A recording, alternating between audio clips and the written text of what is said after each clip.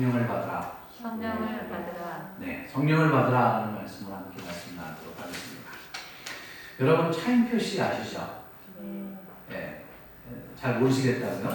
그래서 제가 사진을 준비했습니다. 네, 이렇게 생긴 사람이죠. 다 아시죠?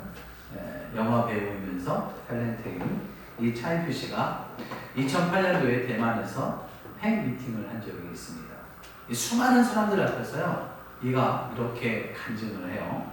제가 그 간증의 내용을 여러분한테 읽어드리겠습니다. 한국에서 나는 바른 생활 사나이라는 별명이 붙어 있습니다. 바른 생활 사나이란 죄를 짓지 않는 사람이라는 뜻입니다. 완전히 틀린 말입니다. 저는 죄를 짓지 않는 사람이 아니라 지은 죄를 잘 숨기는 사나이였습니다. 너무나 잘 숨겼기에 사람들은 저를 바른 생활 사나이라고 불렀습니다. 2001년 불꽃이라는 드라마가 대만에서 방영된 후 많은 사람들이 나를 사랑해 주었습니다. 지난 5년간 대만에 총 5번 방문했는데 그때마다 많은 사람들이 나를 안아주고 사랑한다며 반겨해 주었습니다. 나 역시 그들을 안고 사랑한다라고 말했습니다. 당시에 그 말이 진실이라고 생각했습니다. 그러나 지금 생각해보면 내가 그들에게 사랑한다라는 말은 거짓말이었습니다. 왜냐하면 내가 진심으로 그들을 사랑한다면 내가 믿고 있는 구세주 예수에 대해 말해야 했기 때문입니다. 하지만 말하지 못했습니다.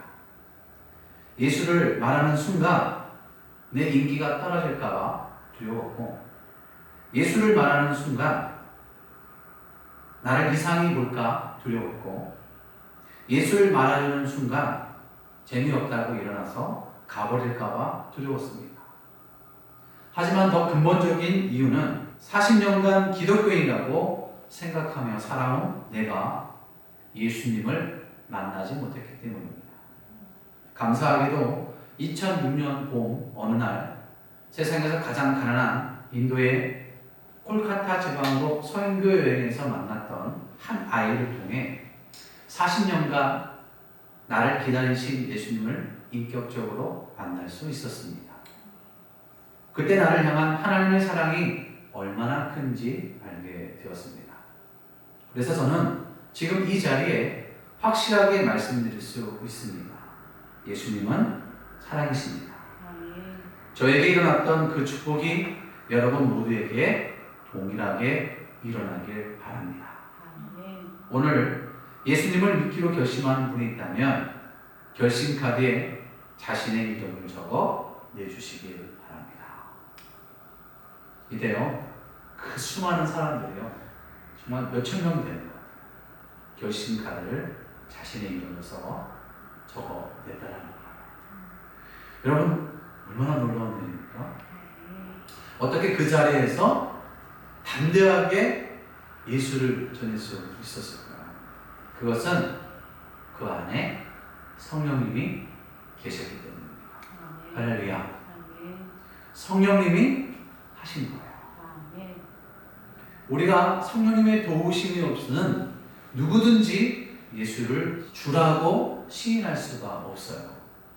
고린도전서 12장 3절 말씀 읽어볼게요. 다 같이 읽습니다. 시작. 하나님의 영으로 말하는 자는 누구든지 예수를 저주할 자라 하지 아니하고 또 성령으로 아니하고는 누구든지 예수를 주시라 할 수 없느니라. 우리가 주님, 우리가 하나님, 우리가 아버지라고 그렇게 고백할 수 있는 것은 우리의 의지로 되는 것이 아니라 우리 안에 계신 성령님께서 하시는 거예요. 성령님은요, 삼위일체 한 하나님이십니다. 성부와 성자와 성령 하나님의 한 하나님이세요. 그 성령님은요, 죄인을 부르셔요. 그리고 거듭나게 하세요. 죄를 지었을 때 회개하게 하세요. 믿음을 갖게 하시고 우리를 거룩하게 하십니다. 그리고 마지막 끝날 때까지 우리를 천국으로 이끌어 주시는 분이 바로 성령님이세요. 여러분, 제가 지금 갤럭시 탭을 사용하고 있잖아요. 얼마나 편한지 몰라요. 기능도 좋죠. 버전도 좋아요. 그런데요, 배터리가 없다고 생각해 보십시오. 어떻게 될까요? 있으나 마나한 무용지물이 되는 겁니다. 우리에게 많은 재능이 있고, 많은 재주가 있고, 많은 능력이 있고, 많은 지식이 있고, 좋은 성품을 가졌다 하더라도 성령님이 내 안에 계시지 않으면 성령의 역사가 일어나지 않습니다. 여러분, 성경에 삼손 아시죠? 삼손이요, 하나님이 여기 그와 함께 할 때 잘 훈련된 블레셋 군사 1000명을 쳐주셨습니다. 그러나 하나님이 영이 떠나는 순간 어떻게 됩니까? 두 눈이 뽑히고 죽게 됩니다. 예수님의 제자들을 한번 보세요. 그들이 성령을 받기 전에 어땠습니까? 호언장담하면서 나는 예수님을 배신하지 않겠습니다 라고 그렇게 이야기했잖아요. 그러나 예수님이 붙잡혀 가고 못 박혀 돌아가시는 그 순간에 제자들은 다 예수님을 배신하고 뿔뿔이 흩어졌어요.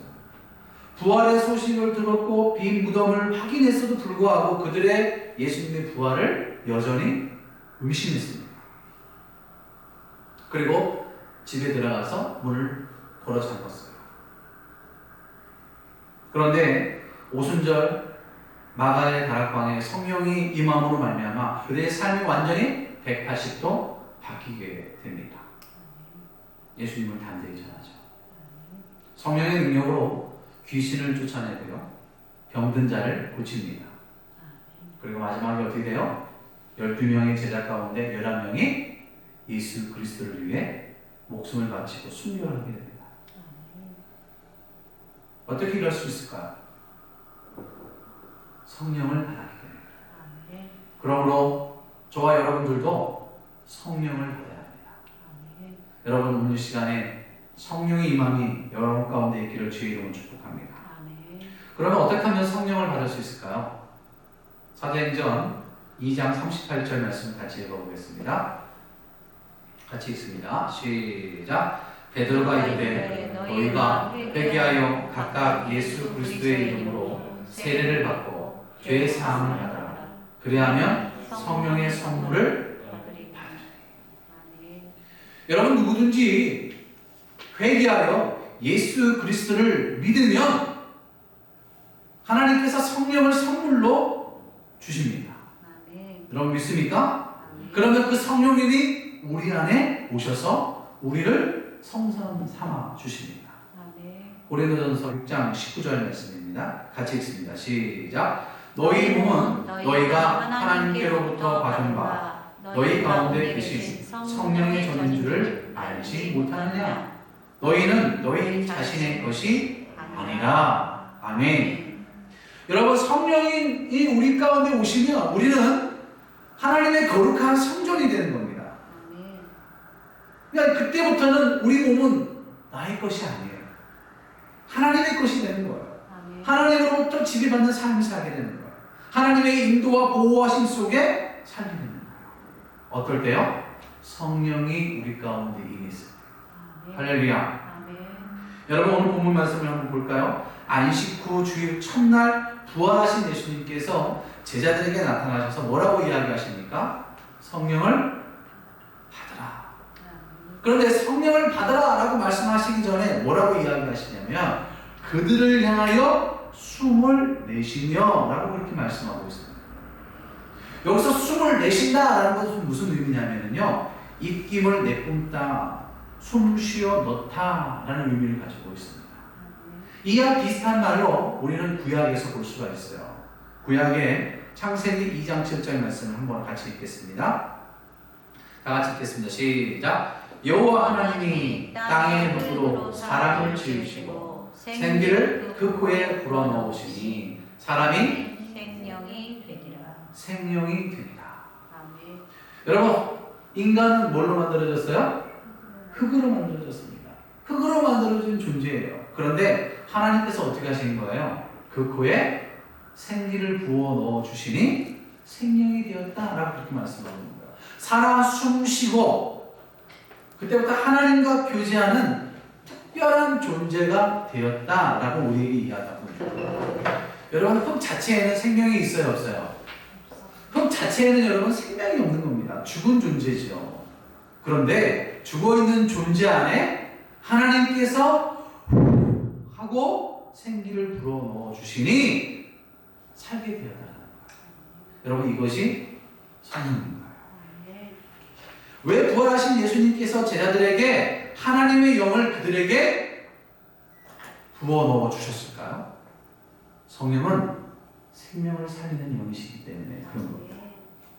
그러므로 성령의 역사가 있는 곳에는 생명의 풍성함이 있는 거예요. 성령의 역사가 있는 곳에는 하나님의 은혜가 있습니다. 성령의 역사가 있는 곳에는 치유와 회복의 역사가 있는 거예요. 오늘 예배 가운데 성령의 역사가 있기를 주의 이름으로 축복합니다. 할렐루야. 지난주요 4월 15일에 뉴스를 보다가 이러한 뉴스를 봤습니다. 한 임산부가요 집에서 갑자기 양수가 터진 거예요. 그래서 아기의 발이 자궁으로 나온 거예요. 자궁 밖으로 나온 거예요. 근데 어깨가 껴갖고 아기가 나올 수가 없어요. 위급한 상황인 거예요. 그래서 119 구급대가 도착해서 데리고 가다가 엘리베이터에서 출산을 합니다. 그런데 이 아기가 나왔는데 숨을 안 쉬어요. 숨을 안 쉬는 거예요. 그래서 구급차에 실어서 이송을 하고 있는데 계속 숨이 멈춰 있는 거예요. 5분 이상이 막 숨을 멈춰 있는 거예요. 그래서 인공호흡기로 계속 공기를 불어넣어 줍니다. 한참을 불어넣어 주니 갑자기 맥박이 있더니 응애 응애 응애 울기 시작한 거예요. 여러분, 죽었던 아기가 살아난 거예요. 할렐루야. 마찬가지입니다. 여러분, 인간은 다 죽은 존재예요. 다 죽었던 사람들입니다. 그런데 성령님이 내 안에 들어오셔서 죽었던 영혼이 살아난 거예요. 그러니까 여러분, 우리가 성령을 받지 않으면 그 영은 어떤 영이에요? 죽은 영혼이죠. 바울은요 이렇게 이야기합니다. 로마서 8장 9절 말씀 같이 읽습니다. 시작. 만일 너희 속에 하나님의 영이 거하시면 너희가 육신에 있지 아니하고 영에 있나니 누구든지 그리스도의 영이 없으면 그리스도의 사람이 아니니라. 아멘. 아멘. 성령이 내 안에 계시지 않으면 뭐라는 거예요? 그리스도의 사람이 아니다. 그렇게 이야기합니다. 그리스도의 사람이 아니면 그 영은 죽은 영입니다. 에스겔 골짜기에 마른 뼈들이 있습니다. 하나님이 그 뼈들을 향해서 생기를 부어 넣어주니까 그들이 어떻게 해요? 살아나 하나님의 군대가 됩니다. 에스겔 37장 5절입니다. 주 여호와께서 이 뼈들에게 이같이 말씀하시기를 내가 생기를 너희에게 들어가게 하리니 너희가 살아나리라. 죽어있는 영혼에 성령이 임하시면 살아나게 되는 거예요. 그래서 성령님은요 살리는 영이에요. 그렇다면 오늘 본문에 예수님이 그들을 향하여 살리는 영이신 성령님을 불어 넣어주시며 성령을 받으라 라고 말씀하신 그 이유가 무엇일까요? 세 가지를 말씀으로 함께 나눌 수 있기를 소망합니다. 첫 번째는요 평강을 주시기 위해서였습니다. 요한복음 20장 19절과 21절 같이 읽습니다. 시작. 이날 곧 안식일 첫날 저녁 때에 제자들이 유대인들을 두려워하여 모인 곳에 문을 닫았더니 예수께서 오사 가운데 서서 이르시되 너희에게 평강이 있을지어다. 예수께서 또 이르시되 너희에게 평강이 있을지어다. 여러분, 예수님이 십자가에 죽으신 후 제자들이 지금 어떻게 하고 있다라고 말씀하고 있어요? 유대인들을 두려워하여 문을 걸어 잠그고 그 안에 꺾고 숨어 있었다. 그렇게 이야기하고 있습니다. 당시요 누구든지 예수를 주야 시인하면은요 출교를 당할 뿐 아니라 배교자라고 낙인을 찍히게 됩니다. 또 죽을 수도 있어요. 때문에 불안과 공포와 두려움 속에 꼼짝 못하고 문을 걸어지 않고 집 안에 있었던 거예요.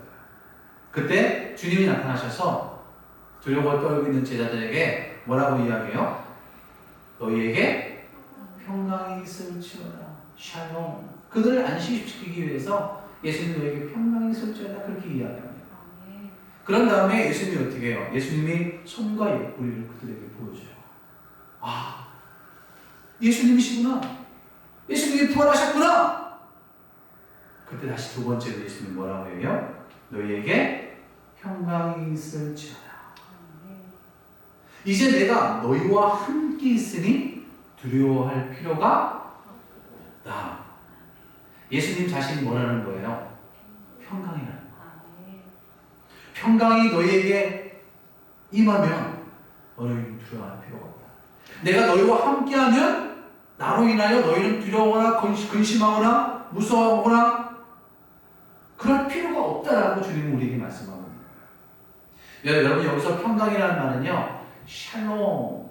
이 샬롬이라는 게 뭐예요? 인사잖아요. 뭐 만나거나 아침에 일어나거나 저녁에 또 헤어질 때라든가 이스라엘은 샬롬, 평강이 너희에게 있을지어다. 그렇게 이야기하거든요. 그런데 여기서 예수님이 말하는 이 평강이라는 말은요, 이 샬롬이라는 의미도 있지만 또 한 가지 의미가 있습니다. 뭐냐면 에이레네라는 말입니다.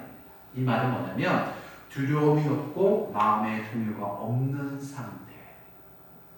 곧 평강은 주님만이 주실 수 있는 선물이다 라고 말씀하고 있는 거예요. 그러면 왜 예수님은 제자들에게 두 번씩이나 평강이 있을지어다 라고 그렇게 말씀하셨을까요? 그것은요, 장차 이들이 예수를 믿는다는 그 이유로 인하여 받게 될 환난과 핍박, 그 핍박 속에서 가장 필요한 게 뭐예요? 평강이기 때문에. 평강이기 때문에.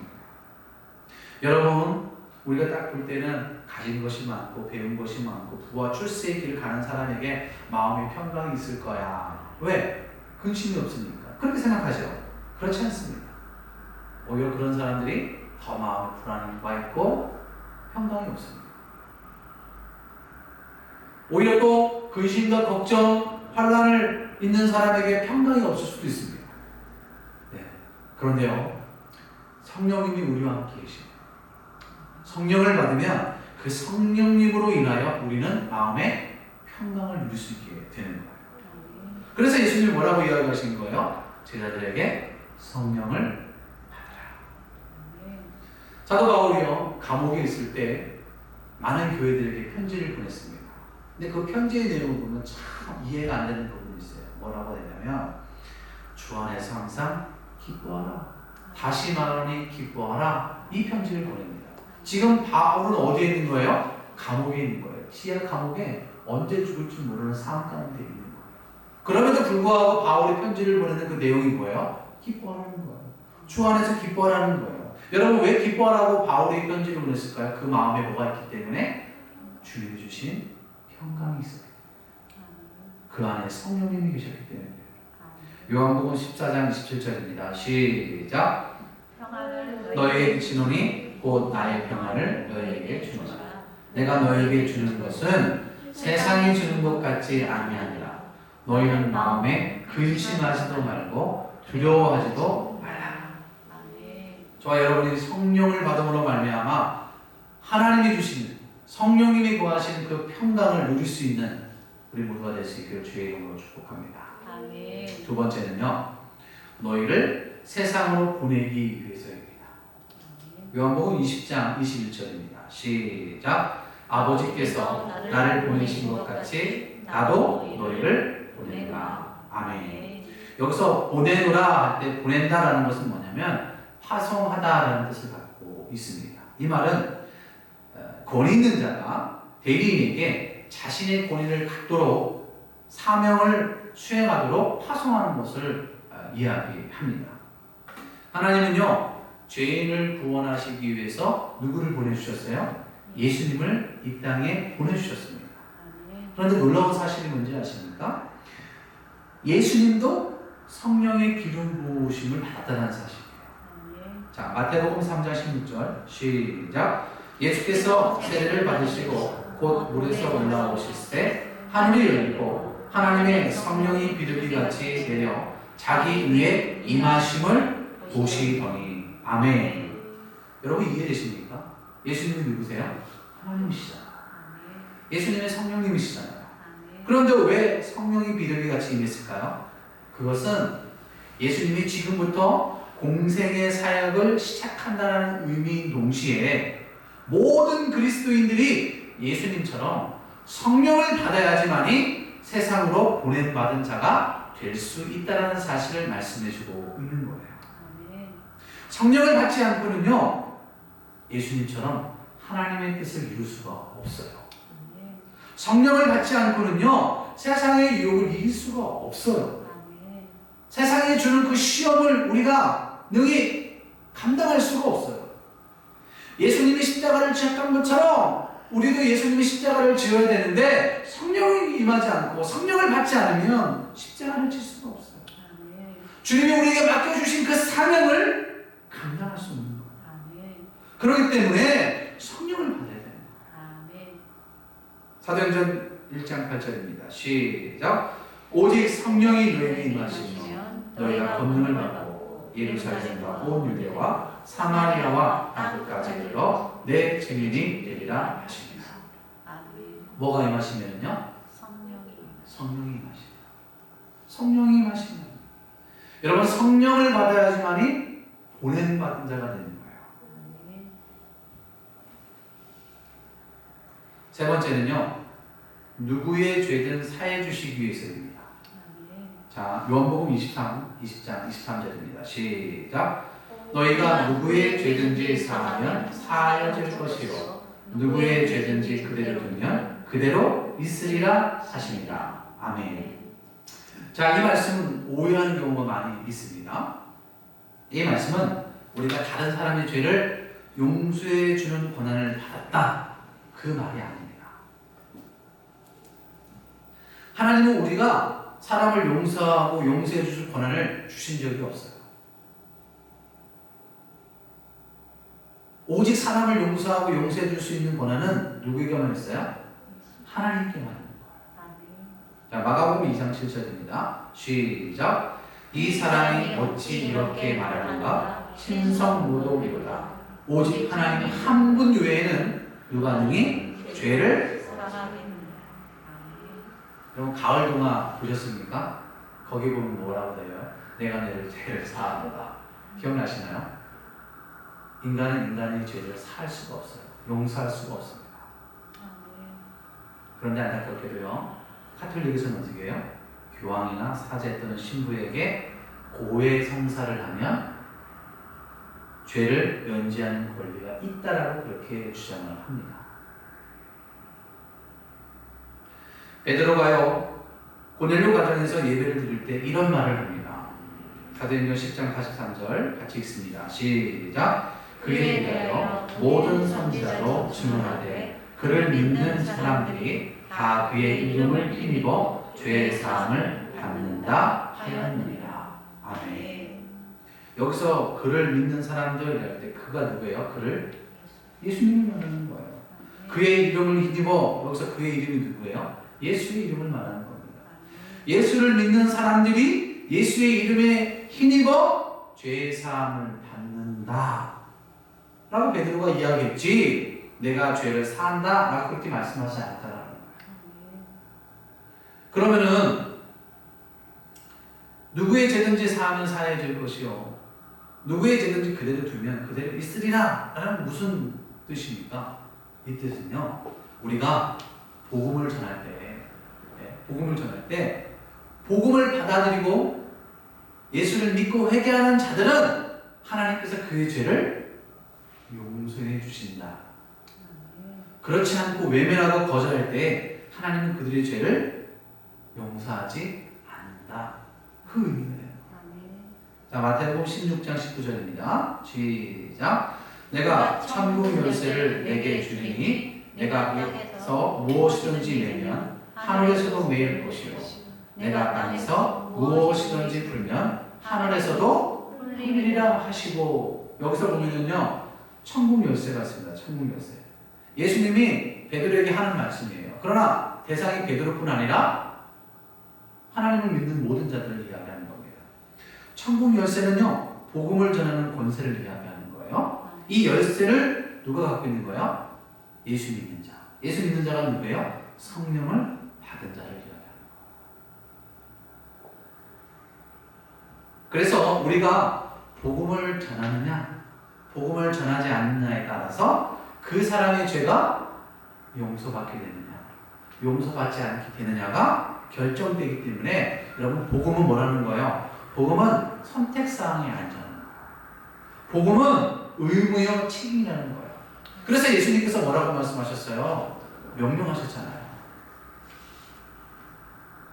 너희는 가서 모든 족속을 세대는 아버지와 아들과 성령의 이름으로 세대는 족, 내가 너에게 분부한 모든 것을 가르쳐 지키라고 말씀하셨잖아요. 명령을 우리에게 내리신 거예요. 이것은 선택사항이 아니라는 거예요. 의무가 아니라는, 의무라는 거예요. 당연히 해야 된다는 거예요. 여러분, 어느 날 누군가에게 정말 예수님을 전하고 싶은 마음이 생길 때가 있습니까? 그때 어떻게 해야 돼요? 어느 날 저 사람이 너무 불쌍해 보여요. 어느 날 저 믿던, 아니 정말 믿던 저 사람이, 외인수 같은 저 사람이 너무나 불쌍해 보여요. 예수님을 전해야 된다는 생각이 참 내 마음속에 막 뜨겁게 막 임하는 거예요. 여러분, 그때 기도하시고 담대히 전할 수 있기를 주의 이름으로 축복합니다. 그 마음 누가 주시는 거예요?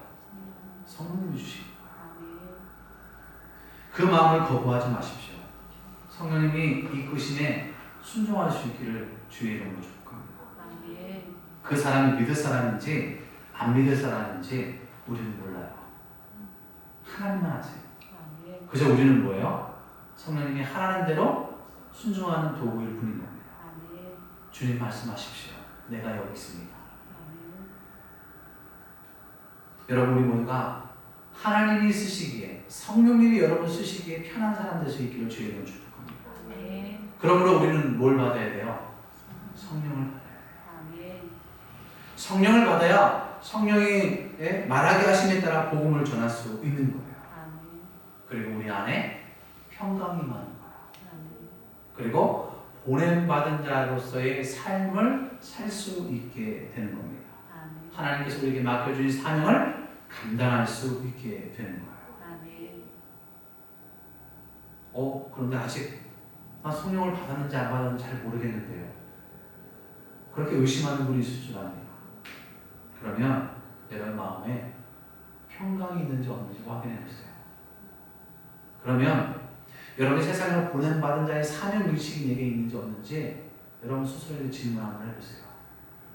아니면 사람을 볼 때, 이웃을 볼 때 정말 예수님의 복음을 전하려는 마음이 있는지 여러분 스스로가 한번 점검해 보세요.